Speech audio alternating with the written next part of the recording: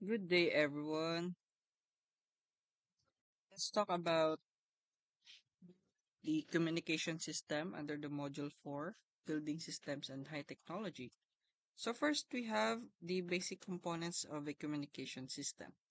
Firstly, we have the source and input transducer, which basically it is the origin of the information or messages. Example of this, as you can see in our image, is a person speaking which has a human voice and a computer generating data which is basically the text document, or light captured by a lens, for example, a camera lens. So the input of that input transducer is this device converts the message into an electrical signal. Okay, see our diagram, which is the signal can be transmitted. No? So example is a microphone converts a sound wave into electrical energy, or a keyboard scanner which converts text images into digital data. So that's how the source and input transducer work. Next is we have the unit, no, the transmitter, which basically prepares the baseband signal for efficient transmission across the channel. So the process of that is it is a typically involved modulation, imprinting the signal into a high frequency carrier wave, which this amplification is to increase the power and possibly encoding for error correction. The example of this is a radio transmitter that modulates an audio signal into a radio frequency wave and broadcasts it. Next is the transmission channel medium. This one is the physical path that carries the signal from the transmitter to the receiver. Example is the guided media, which is wired, coaxial cables, fiber optics, and twisted pair wires. So those are the example of wired guided media. And another thing is the one of the advanced technique of transmission is the unguided media or the wireless, which uses air or space for radio waves, microwaves, and satellite communication. So, moving on, we also have the receiver. Okay, the receiver has this function that captures the signal from the channel and processes it to recover the original baseband signal. So, it typically involves what we call the demodulation, which it extracts the message from the carrier wave, which amplify and decode to undo any encoding done at the transmitter. So example of this is a radio receiver, which you can see in the image, that tunes into the broadcast frequency that captures the radio wave and extracts the original audio signal.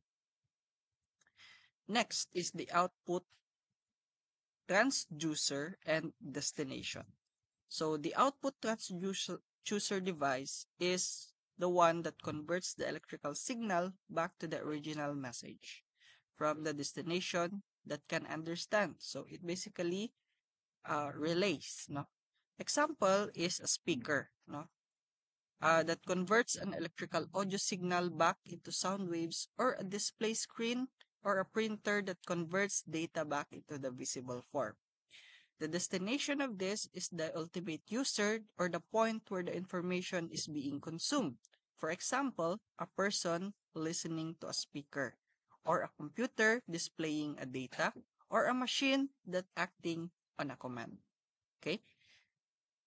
So let's go to another subtopic, the application of communication system in buildings. So this one is the form, it's like the nervous system of any modern structured communication system, which basically dictates how occupants interact with the environment and how the building operates efficiently and safely. These integrated networks are essentially for safety, security, convenience, and operational efficiency. So they range from basic voice transfer to complex data and control network.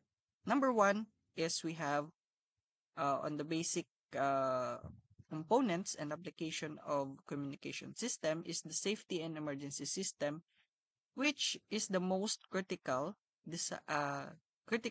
and designed to protect life and property by providing a rapid, clear, and reliable information during a crisis. Uh, Firstly, we have an example, no? The fire alarm and detection. So the fire alarm and detection uses a network of sensors like smoke, heat, flame, flame detectors, and manual pull stations. It is connected to a central control panel, and it is the primary communication function to instantly alert occupants using audible sirens and visual strobes, simultaneously communicating the location of the alarm to emergency services.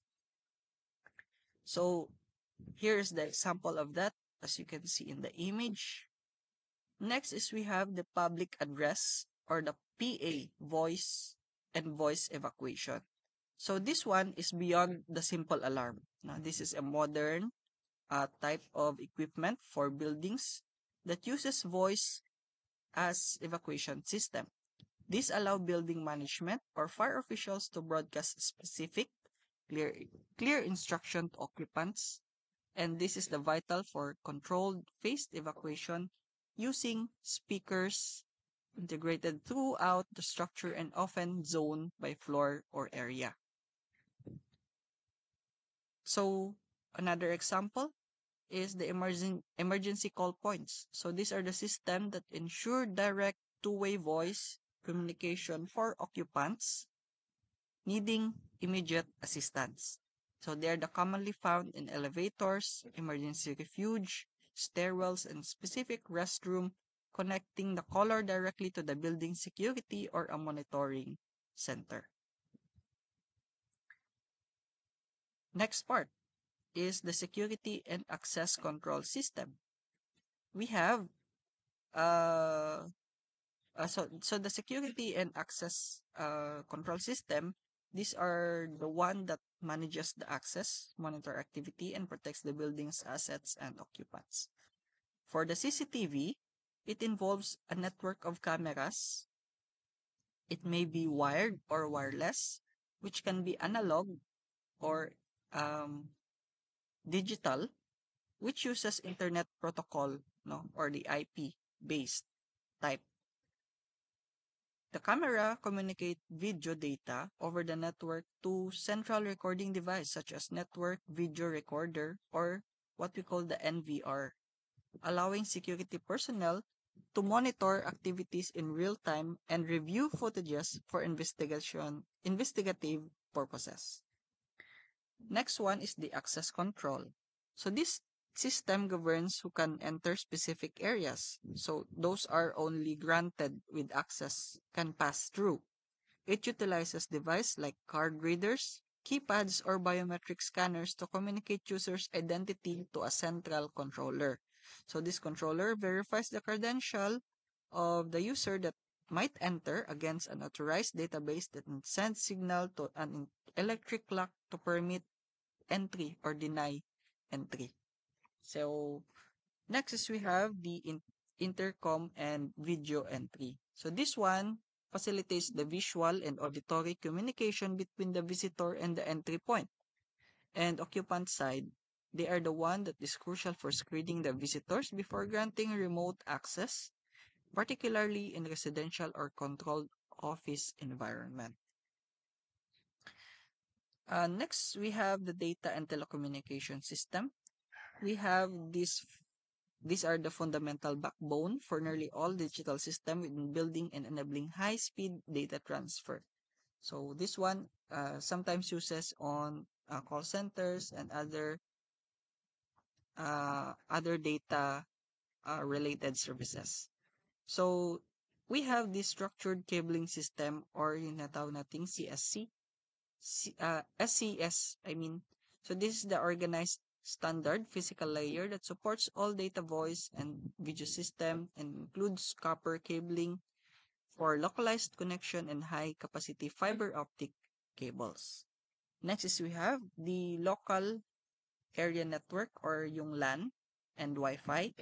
So this one uses switches and routers to connect data devices, okay, enabling internal resources, sharing, and internet access.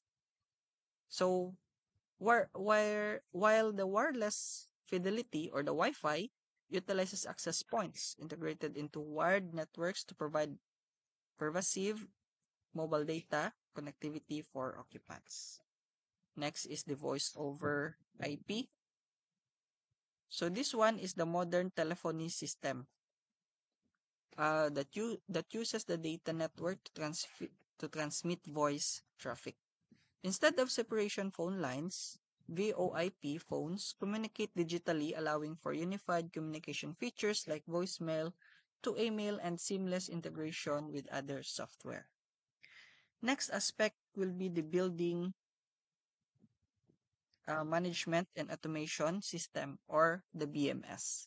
So the BMS relies on a vast communication network to automate, control, and monitor. This one uh, communicates with the HVAC and lighting control. So systems, as you can see in the diagram, the system, sensors, and thermostats constantly communicate and communicate with the environmental data, like for example, temperature, humidity, occupancy, um, motion sensor, etc. It basically connects to the central controllers. So these are the specific communication protocols like BACnet or Modbus to send commands to actuators and optimizing the heating and cooling and ventilation as well as adjusting lighting levels based on the occupancy or daylight harvesting. Smart building integration. So smart buildings are the highest level of application involved system that converge the data from security, fire, control access, and HVAC system, which this communication integrates allow for advanced scenarios such as turning off the lights, adjusting the thermostat, and in office and space within when the access control system reports the last person has left. Number 5, we have the technology and design consideration for this communication system in our buildings. We have the power over Ethernet, okay, or the PoE. So these devices, including IP cameras, wireless points, and the VoP phones, receive the data and electrical power through same Ethernet cable. So centralized Ethernet connection.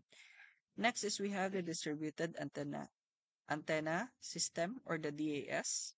So in large or structurally dense building like hospitals and basements, this internal circular coverage can be poor. So a DAS is network of antenna distributed throughout the building and relays the external carrier signals inside, ensuring occupants reliable mobile phone services for voice and data. Like for example, the one that's on the basement, no, walang signal doon.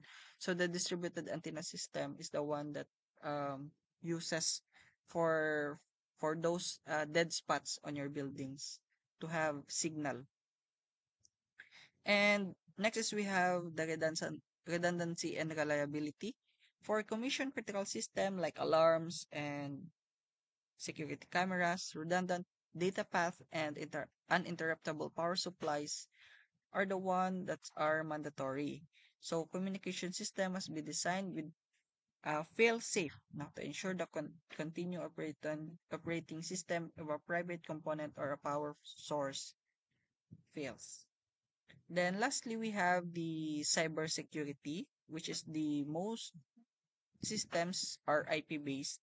So since these are IP based, para maiwasan natin sa hack, 'di ba? We have cybersecurity for network threats. So all communications and infrastructures must be protected with firewalls on network segmentations and strong authentication protocols to prevent unauthorized access and protect sensitive operational data.